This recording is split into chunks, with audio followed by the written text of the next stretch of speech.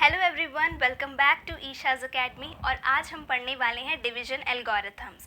So I hope कि आपने पिछले वीडियोस में डिविजिबिलिटी टेस्ट और साथ ही साथ जो क्वांटिटेटिव एप्टीट्यूड की प्लेलिस्ट है उसे ज़रूर चेक किया होगा, क्योंकि उसके बाद आपको ये समझना बहुत ही ईजी लगेगा। हालांकि डिवीजन एल्गोरिथम जो हम यहाँ पे यूज़ करने वाले हैं उसका हम एक एक लॉजिक यहाँ समझेंगे, तो अगर आप डायरेक्ट वीडियो भी देख रहे हैं तब भी आपको समझ में आ जाएगा। So let's get started division algorithm. इसमें हम बात करते हैं, सपोज हमारे पास a and b two integers हैं। Okay, let a and b are two integers. हमने लेट किया यहाँ पे, ठीक है। ये इंटीजर्स इस तरह से हैं सच दैट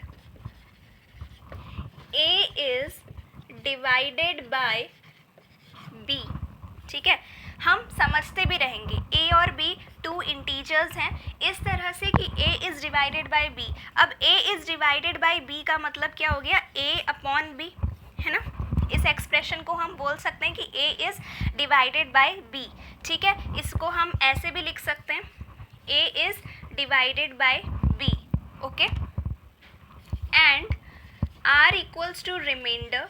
हम यहाँ पे बोल रहे हैं कि अगर r यहाँ पे क्या है, रिमाइंडर, और q डिनोट करता है क्वोशंट को, q डिनोट करता है क्वोशंट को। तो अगर r और q इसको रिमाइंडर और क्वोशंट को डिनोट करता है और a and b two integers हैं such that a upon b, ठीक है। और यहाँ पे ये जो b है this should not be equal to 0, तभी तो ये a को डिवाइड करेगा, है ना। Anything upon 0 is indeterminate form, so b is not equal to 0।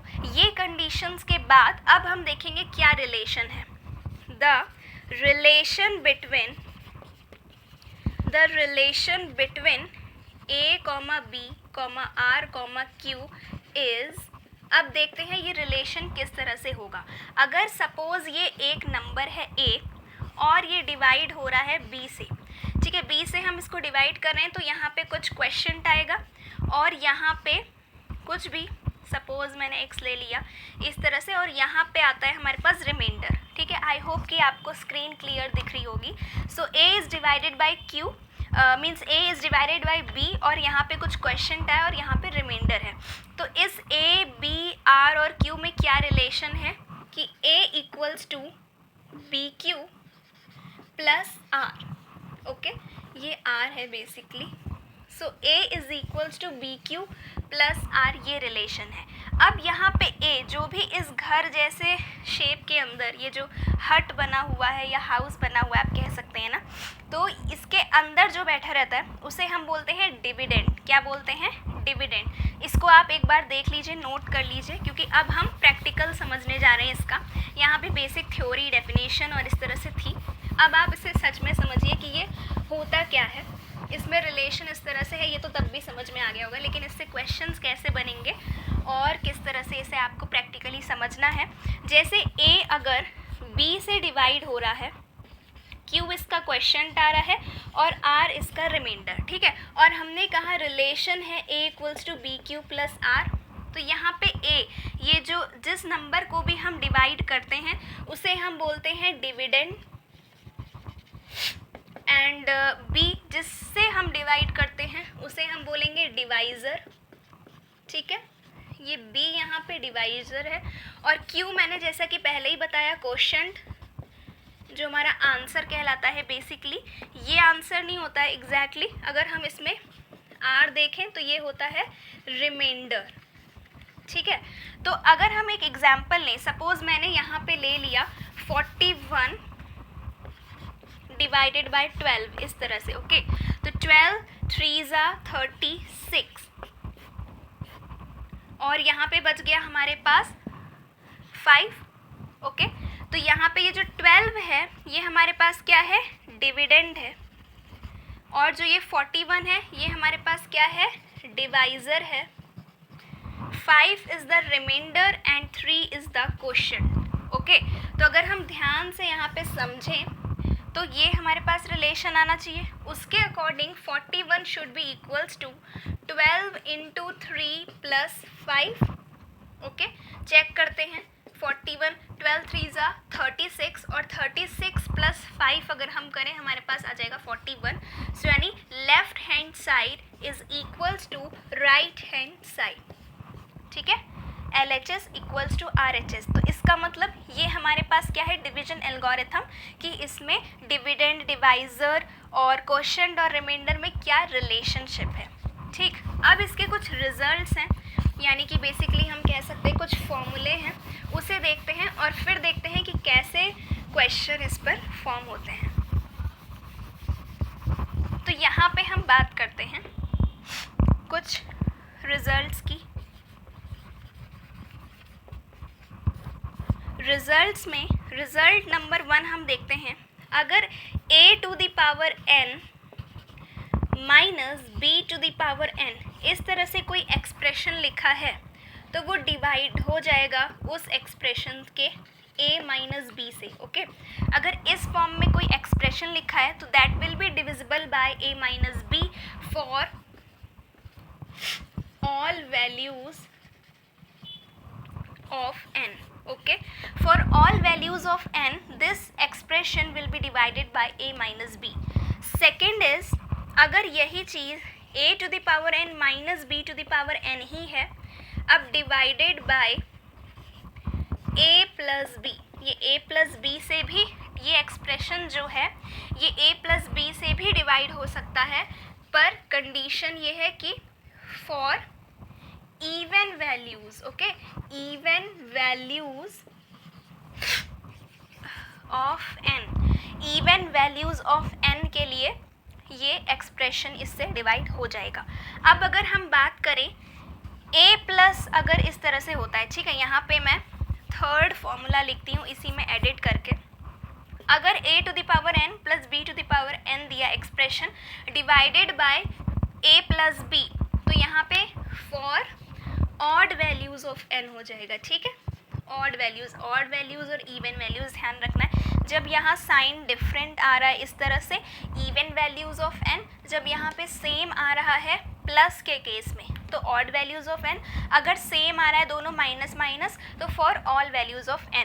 तो ये अभी फिर भी लर्न करना पड़ेगा एक तरह से, लेकिन इसके कुछ एग्जाम्पल जब हम देखेंगे तो हमें ये तुरंत समझ में आ जाएगा कि ये किस तरह से हो रहा है। बस रूल हमें थोड़ा सा याद रखना पड़ेगा और उसकी ट्रिक मैंने बता दी, सेम साइन और उस तरह से आप लर्न कर सकते हैं, सेम और अपोजिट साइन से। ठीक है, अगर हम इसका एक क्वेश्चन देखें, सपोज क्वेश्चन नंबर 1, यहाँ पे एक क्वेश्चन है कि 229 to the power 41 plus 37 to the power 41, ये एक एक्सप्रेशन गिवन है और पूछा गया है ये डिवाइडेड बाय 33, ये 33 से डिवाइड होगा तो इसका रिमाइंडर क्या आएगा, r equals to question mark, और इसमें जो ऑप्शंस दिए हैं वो ऑप्शंस मैं यहाँ लिख देती हूँ 2 3 1 0।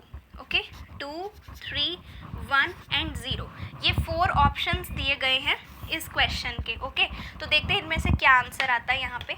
अब इस एक्सप्रेशन को पहले हम पहचानने की कोशिश करते हैं, तो ये हमारा है a to the power n plus b to the power n के फॉर्म में। ठीक है, अब ये इस फॉर्म में है तो इसके लिए हमने पढ़ा था कि ये n लिखा है। Okay, it is not x, it is n, और अगर x भी मानते हैं तो वो x को समझ सकते हैं। a to the power n plus b to the power n अगर है, ये डिवाइड हो सकता है किससे, a प्लस b से, पर कब, जब n की वैल्यू क्या होगी, ऑड होगी। अभी ये थर्ड मैंने फॉर्मूला जो लिखाया था उसमें था।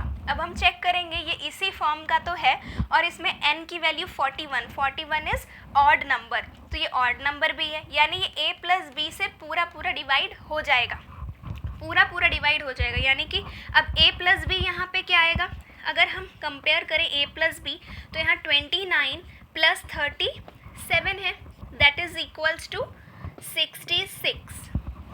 हाँ, 66 हो जाएगा। ठीक, यानी कि ये जो ऐड करने पे मेरे को 66 आ रहा है, that means this number is divisible by 66।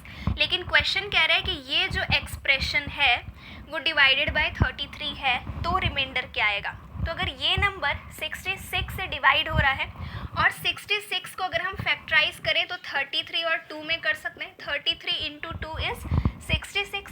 तो अगर ये 66 से डिवाइड हो रहा है पूरा एक्सप्रेशन तो 2 से भी डिवाइड हो जाएगा एक्सप्रेशन और 33 से भी डिवाइड हो जाएगा, पर पूछा किसका है 33 के लिए, तो यानी 33 से ये पूरा एक्सप्रेशन डिवाइड हो जाएगा। तो जब कोई भी नंबर किसी और नंबर से पूरा डिवाइड हो जाता है तो रिमाइंडर क्या आता है 0। सो यहाँ पे जो हमारे पास आंसर आएगा यानी कि रिमाइंडर इक्वल्स टू 0, यही हमारा ऑप्शन करेक्ट होगा। ठीक है, आई होप कि आपको समझ में आया। अब अगर हम दूसरा क्वेश्चन लेते हैं वो दूसरे टाइप का होगा, सेम तरह के क्वेश्चंस हम नहीं करेंगे ताकि हम वैरायटी ऑफ क्वेश्चन करके अपनी प्रैक्टिस को बढ़ा सकें, और इस तरह के क्वेश्चन आप सर्च भी कर सकते हैं तो आपको बहुत सारे मिल जाएंगे। ट्रिक यही रहेगी सॉल्व करने की।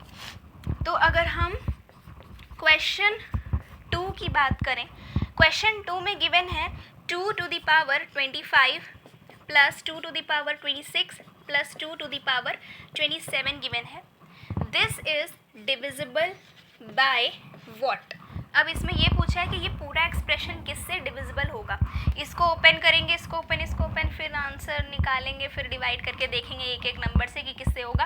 That is a very long process और हो सकता है उससे आंसर ना भी है। ठीक है, तो डिविजिबल बाय क्या नंबर से डिविजिबल होगा। अब किस नंबर से डिविजिबल होने का मतलब है जो भी यहाँ पे आंसर होगा वो इसको पूरा डिवाइड कर रहा होगा, और पूरा डिवाइड कर रहा, दैट मीन्स रिमाइंडर हमारे पास 0 आएगा। ठीक है, अब इसके ऑप्शंस हम लिख देते हैं। वो दिया है 6, 7, 5, 9, 6, 7, 5 एंड 9। तो यहाँ पे हमको 4 ऑप्शंस दिए गए हैं। तो अगर हम बात करें इस क्वेश्चन को सॉल्व करने की, तो यहाँ पे हमें दिख रहा है एक चीज़ कॉमन है, वो है 2। तो 2 की पावर 25 यहाँ पे सबसे कम पावर है, तो हम इसको कॉमन ले सकते हैं। यहाँ पे अंदर बचेगा 1 प्लस ये 2 की पावर 26 है, दैट इज़ एक पावर ज़्यादा है, तो 2 की पावर 1 प्लस 2 की पावर 27 है, जिसमें से हमने 25 बाहर ले लिया है, तो यानी कि अंदर 2 ही बचा। ठीक है, अब जब हम इसको सॉल्व करेंगे 2 to the power 25 into something, 2 2s are 4 plus 2 is 6 plus 1 is 7। ठीक है, यानी कि ये जो नंबर है इंटू 7 यही हो रहा है। तो इस नंबर को पूरा डिवाइड क्या करेगा, डिवाइड हम इसको ऐसे भी तो समझ सकते हैं। अगर कोई भी इस तरह का एक्सप्रेशन लिखा है a डॉट b, तो इसको अगर डिवाइड करना है या तो ये a से हो जाएगा ताकि a से a कट गया, और या फिर ये b से हो जाएगा तो b से b कैंसिल हो जाएगा। तो यहाँ पे हम ऑप्शन के अकॉर्डिंग अगर 2 की पावर 25 लिखा होता तो भी ये कैंसिल हो जाता और डिवाइड हो सकता था, पर यहाँ पे ऑप्शन दिए हैं 6, 7, 5, 9, तो यहाँ पे करेक्ट ऑप्शन हो जाएगा 7। 7 से 7 यहाँ पे डिवाइड यानी कैंसिल हो गया, तो यानी ये पूरा एक्सप्रेशन 7 से डिवाइड हो रहा है, तो यहाँ पे 7 इज़ द करेक्ट आंसर। ठीक है, तो ये हमारे पास एक और क्वेश्चन हो गया। और इसी तरह से इसमें बहुत सारे क्वेश्चंस गिवन हैं, वो आप सर्च करेंगे आपको एक टाइप के क्वेश्चन मिल जाएंगे, अलग अलग नंबर में चेंज होगा, बाकी मेथड यही रहेगा। तो लास्ट क्वेश्चन अगर हम और इसमें से करें, सेम ही क्वेश्चन है वैसे तो, पर कुछ अलग वैरायटी के। हाँ, जैसे अगर इस तरह से क्वेश्चन दिया है कि in a question on division the divisor is 6 times the question. अब मैं आपको बता दूँ, ए को मैं लेने वाली हूँ डिविडेंड और b को मैं लेने वाली हूँ डिवाइज़र। ओके, ये क्वेश्चन में जहाँ पे डिवाइज़र या डिविडेंड बोलेगा तो मैं a और b को यूज़ करने वाली हूँ। The divisor is 6 times the question, जो डिवाइज़र है that is b is 6 times the question, q means question, okay, and 3 times the remainder, this is same is 3 times the remainder. यहाँ पे हमें इस तरह से मिल रहा है 3 times the remainder. If remainder is 40, जैसे जैसे क्वेश्चन कह रहा है, ये क्वेश्चन ही है, आंसर नहीं है अभी। If remainder is 40 then find the dividend, और हमें डिविडेंड फाइंड करना है, दैट इज़ ए, जो मैंने यहाँ पे लेट कर लिया पहले ही। ठीक, अब इसमें से ये क्वेश्चन है कि b is 6 times question, b is 3 times remainder, remainder is given, what is a। तो अगर हम बात करें इस एक्सप्रेशन में हमें दिख रहा है ना b equals to 3r, r की वैल्यू पता चल जाएगी तो सॉल्व करके b की पता चल जाएगी, तो r की वैल्यू तो ऑलरेडी गिवन है, तो इसे हम सॉल्व कर लेते 3 into r that is 40। So b की वैल्यू यहाँ पे हो गई 120। Okay, b equals to 120, it is not 6, it is b, so b is equals to 120 हो गया यहाँ पे, और ही गंदा हो गया यहाँ पे b, ठीक है। b is equals to 120। अब इसके बाद अगर हम बात करें तो b की वैल्यू जब मिल गई है तो इस एक्सप्रेशन में अब हम डाल सकते हैं b is 120 equals to 6q, ठीक है। q की वैल्यू यहाँ पे क्या आ जाएगी 120 डिवाइडेड बाय 6, ओके, यही q है, और q की वैल्यू यहाँ पे हमारे पास आ जाएगी 20, 120 और 20, ठीक है। अच्छा, r की वैल्यू मिल गई है, b की वैल्यू मिल गई है, q की वैल्यू मिल गई है, ठीक है। अब हमें पता करनी है a की वैल्यू। तो अगर हम रिलेशन देखें जो हमने सबसे पहले पढ़ा था, रिलेशन में गिवन था कि a equals to B Q plus R, dividend equals to divisor into question plus remainder देखा था। तो यहाँ पे a की ही तो वैल्यू फाइंड आउट करनी है, तो b की वैल्यू गिवन है 120 इंटू क्वेश्चन की वैल्यू हमने निकाली अभी 20, ओके, ये एक एक्सप्रेशन है, प्लस आर रिमाइंडर जो गिवन है वो है 40, ठीक है। अब हम इसको सॉल्व कर लेंगे, ठीक, बस सॉल्व ही करना है और हमें आंसर मिल जाएगा। इसके ऑप्शंस मैंने लिखे नहीं, बट ठीक है, अभी देखते हैं क्या आता है। a इक्वल्स टू यहाँ पे 2400 plus 40, so a equals to 2440, so this is the answer. तो इसमें ऑप्शंस जो गिवन है वो 2455 गिवन है, 2450 गिवन है, 2440 गिवन है एंड 2445 गिवन है। तो जैसा कि आपको दिख रहा है, correct answer is third option, that is 2440. Okay, so this is all about division algorithms and the questions related to them. Okay, so I hope that you like this video, and if you want more videos on quantitative aptitude, please check the quantitative aptitude playlist and get subscribed to my channel Isha's Academy.